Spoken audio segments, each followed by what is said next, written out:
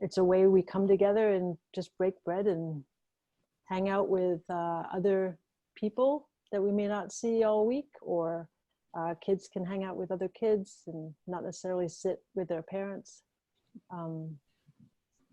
And we have an extended meal programs now that we can eat at the other communities' meals as well. So we can navigate up and down the street depending on our own introvert, extrovert.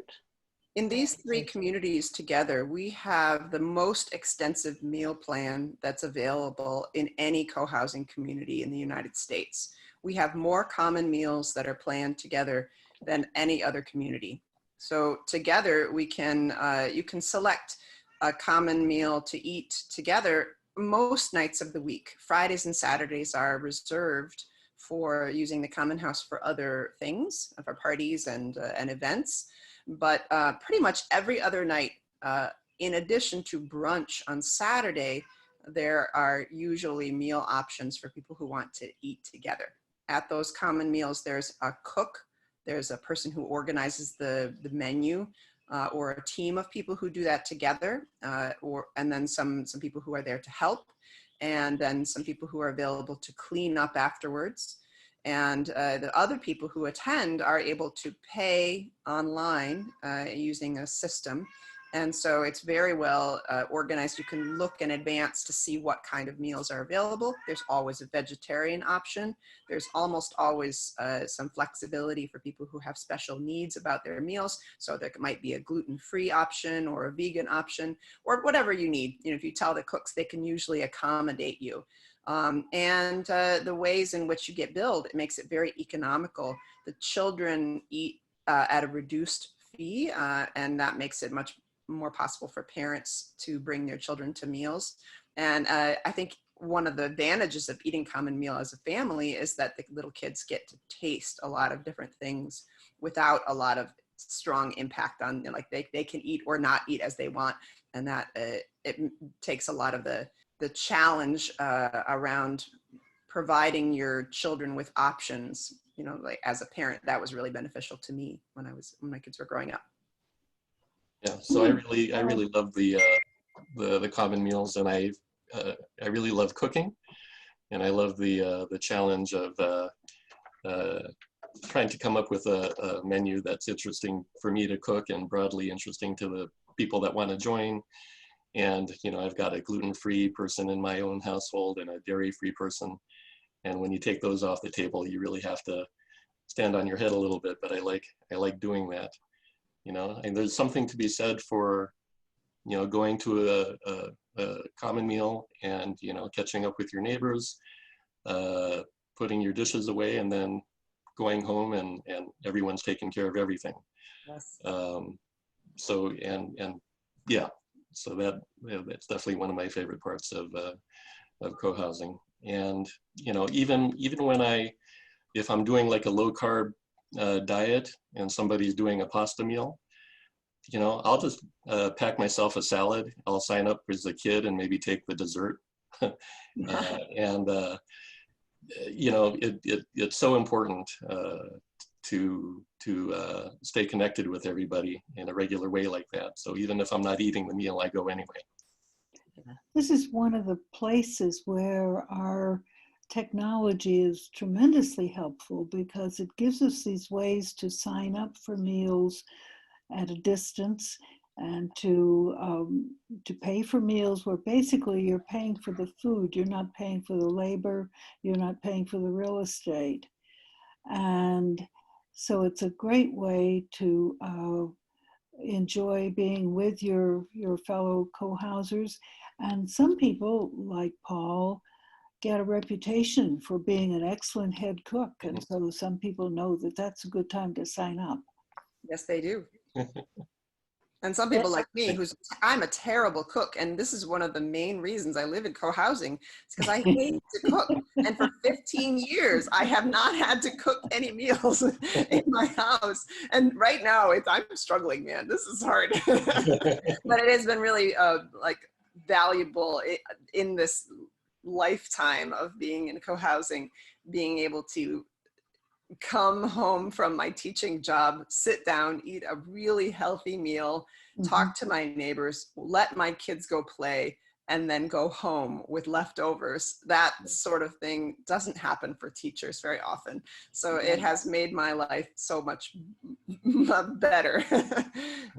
Great, great. That's awesome. Yeah. And we have probably meals for between, like, say 12 people till about 60, but I think on average it's about 30, 35 that attend a meal. Yeah. And occasionally it will spike to 50 or 60 depending on the celebration it might be, or if it's a special meal of some sort, really popular meal. And you can make it as social as you want. If you want to go in and get food and leave, people are fine with that. If you ask, people will package you meals in advance and put them in the fridge. You can sign up for that so that if you're going to be late or something, you could call the Common House and say, oh, can you make me a late plate? And they'll put it in the fridge for you. And you can also just sit by yourself and people will not question you. There's like a lot of flexibility about how and why you eat together. So it's not as stressful as it sounds to those of us who are introverts. You can come to Common Meal and still not have to talk to anybody. And if you're sick, you can ask a neighbor to come drop one off at your house. Yeah, and we do recommend that if you're interested in co-housing, to come to a Common Meal, and we'll we'll definitely find you a buddy to bring you there, and you won't feel odd or anything. So definitely do it. We just have to wait until the coronavirus moves through so we can have meals again. Exactly. We miss our meals. All right. Is there anything that we want to add about quality of life? I kind of feel like we covered all that. Kind of been woven through, yeah. Yeah. I have What one about any of the differences between the three communities? Or Betsy had something. Betsy had something. I'd like to mention the extra benefit of being in this situation where you have three communities next to each other. It means that your own community has somewhere between 34 and 40 units, families, households. And you generally get to know those people in your own complex. But we've got the other two complexes right next to us, the other two communities, and you often begin to get to know a few people, maybe based on common interests or similar jobs or something like that. So you get to know the other people somewhat. The other communities can be very helpful. You hit a problem in your community and you immediately say, well, how did the others do it? What do they do differently? And it's also better if you want to accomplish something in the larger community.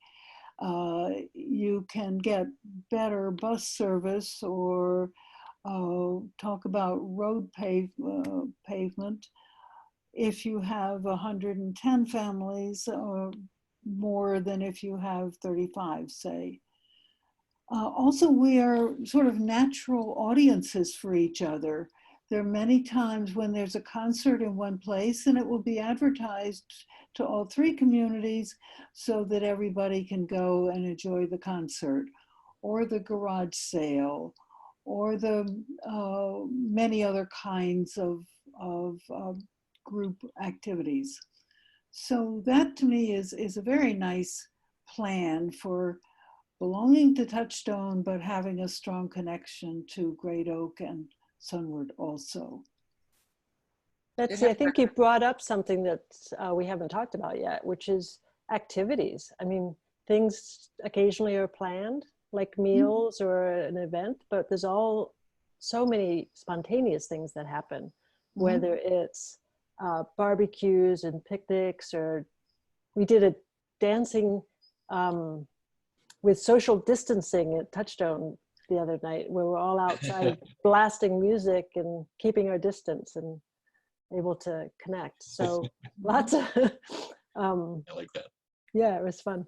There is no lack of things to do in co-housing, even now, even right now. Like, this is incredible. And the advantage of the structure that's in place, not just the architectural structure, but also the informational connections that we have. It's very easy to get whatever it is you need. So if you need, you know, a cup of milk, or a poster board for a school project, or 50 ping pong balls, or really like anything, you can just ask, and inevitably people will bring it to your house. And it makes for resource sharing a very easy structure. And on a more critical note, when terrible things happen, you have a built-in security network supporting you and your family. Even if you don't know those people, they trust and know you well enough to be able to drop anything if something bad happens.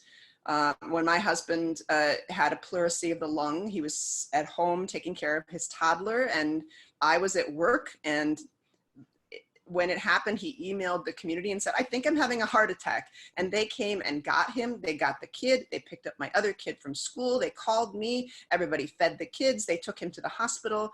Everything was done. And it was, and I didn't have to worry about it because people were on it who knew him and who knew, you know, what to expect. So it was, that sort of thing just doesn't happen in a suburban lifestyle or really anywhere else. I mean, I can't imagine. I don't really worry about things like that because co-housing provides.